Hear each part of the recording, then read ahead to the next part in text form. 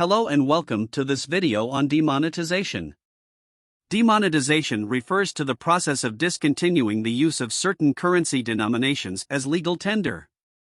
It is a measure that is often taken by governments to curb black market activity, counterfeiting, and corruption. In 2016, the Indian government demonetized the 501,000 rupee notes, which made up about 86% of the total currency in circulation at the time. The move was met with mixed reactions, with some hailing it as a bold step towards a more transparent economy, while others criticized it for the inconvenience it caused to the general public. Today, we will be taking a closer look at both the positive and negative aspects of demonetization in India. Let's start with the 5 good things about demonetization. One of the main objectives of demonetization was to combat black money, or wealth that is earned through illegal or illegitimate means. By demonetizing the old notes, the government aimed to make it harder for people to hold onto and use illegal wealth.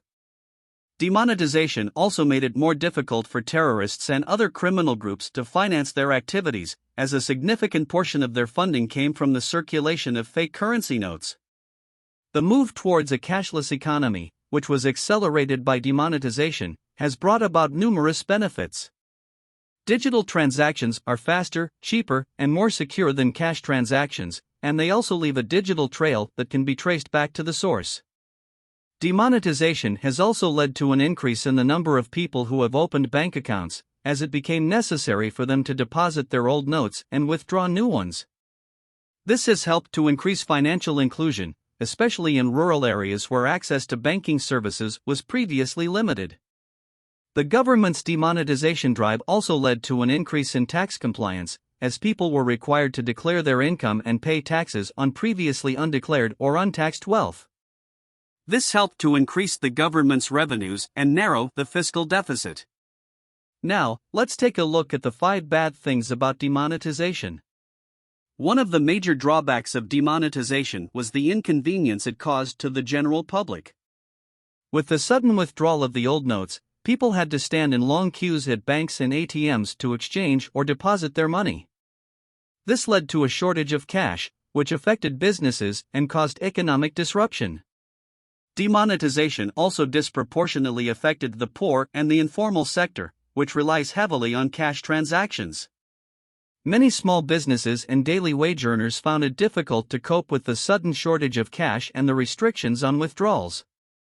The move towards a cashless economy also brought about its own set of problems, such as the exclusion of those who do not have access to bank accounts or the necessary infrastructure for digital transactions.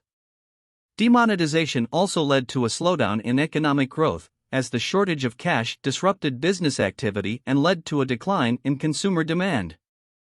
There have also been allegations of corruption and favoritism, with some people reportedly using their connections to exchange or deposit large sums of old notes without facing any consequences. Overall, the effects of demonetization in India are still being debated and studied by economists and policymakers. While it may have had some positive impacts in the long term, it also caused short-term pain and hardship for many people. It is important to keep in mind that demonetization is a complex and far-reaching policy measure that can have both intended and unintended consequences. It is crucial for governments to carefully weigh the pros and cons before taking such a step, and to have contingency plans in place to mitigate the negative impacts on the general public. That's all for this video on demonetization. We hope you found it informative and insightful. Thank you for watching.